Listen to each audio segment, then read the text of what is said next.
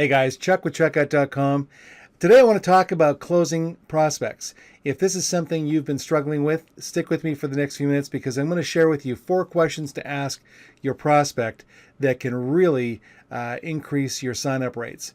Now, if you're new to this channel, click that little red button in the bottom corner of the screen and then also the little bell, and it'll give you an alert each time I post a brand new video. And it would really help my video if you give it a thumbs up. So let's get started.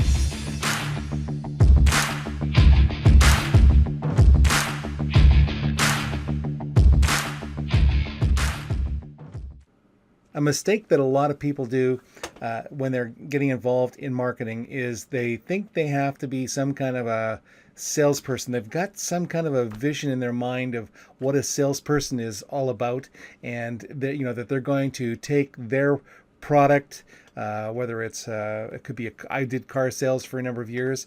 They're going to take their car and they're going to really get this guy to buy this car because they need to buy this car. Or if network marketing, I've got this amazing product and you can make a ton of money, and they're thinking about it from their perspective. This may be a this is a great car, or this is a great product, or this is a great service, and you need to get involved in this because this is gangbusters. They're sold on it for what there's some things that when they looked at the business that they got sold on that really resonated with them, and they went, I got to do this business. But not everybody's going to want to do it for the same reasons you did. So you got to find out, what it is about them. What is it that they're looking for? Now, in the case of a home-based business, they're looking for some kind of an income. It's not that they woke up one morning and go, I have to sell health beverages, or I have to sell nutritional products, or I have to sell holiday plans. That's not what they weren't born with that kind of like, I've got to do this. This is how I'm going to self-actualize. They've got a problem. They've got a financial issue that money might be that might help them with. So be a consultant.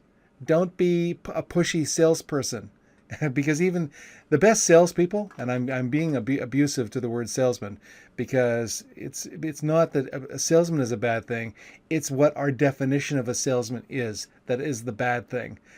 We may have got a hold of somebody when we went looking for a new car, and they were brutal. They were pushy, and so that's what we think a salesperson is. But a really good salesman, a person who's a top achiever, man, they're very casual. You would never know that you're being sold. They do it so smoothly. It's like smooth as silk, and that's why the top leaders.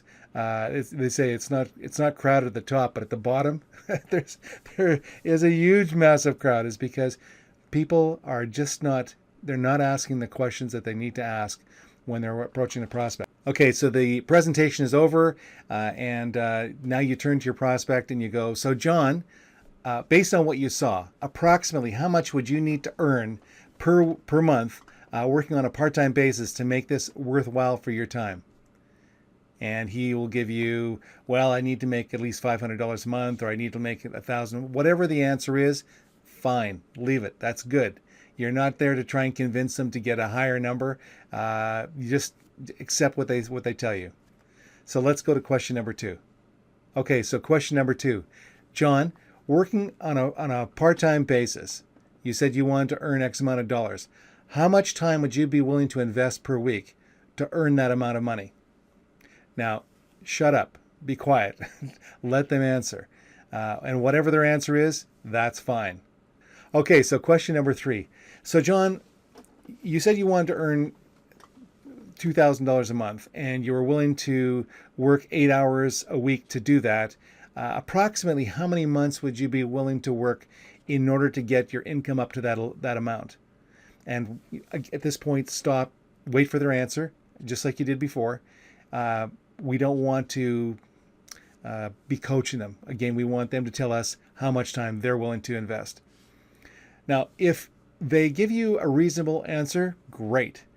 If they give you, a wild, crazy amount of a crazy number like, yeah, I want to make $1 million in the next 2 months, or I want to make 100,000 in the next 2 months, and they're only going to work 2 hours a week or 8 hours a week, whatever. You got to be realistic with them. You got to go, John, I can help you create an income from your home, no question about it. But I think that amount of money is a bit unrealistic. We have to change one of the three numbers, either the amount of money you want to make per month, the amount of time you're willing to invest per month, or the length of time you're willing to do this over, and give them an opportunity to change one of those times. Get it down to a reasonable amount.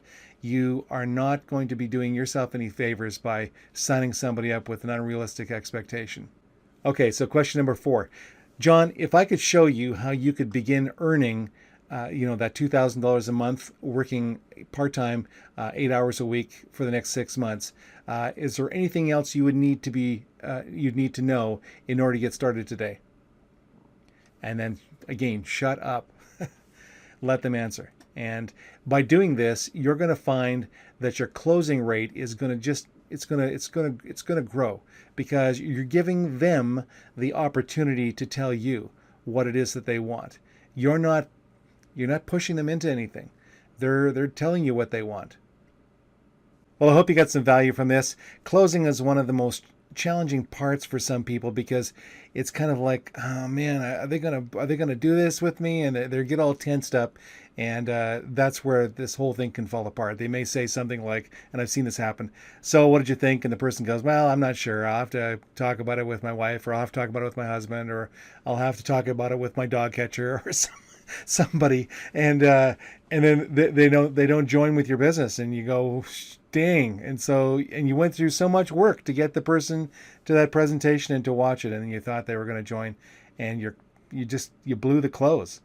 So follow those 4 questions. You're going to find you're going to have a whole lot more success. If you got value out of this video, please make sure you give it a high five, give it a slam. And also make sure, if you haven't done this yet, if you're new to the channel, click that little red subscribe button and the bell, as it's going to give you an alert each time I post a brand new video. You take care and make it a great day, and I wish you all the best with your marketing efforts.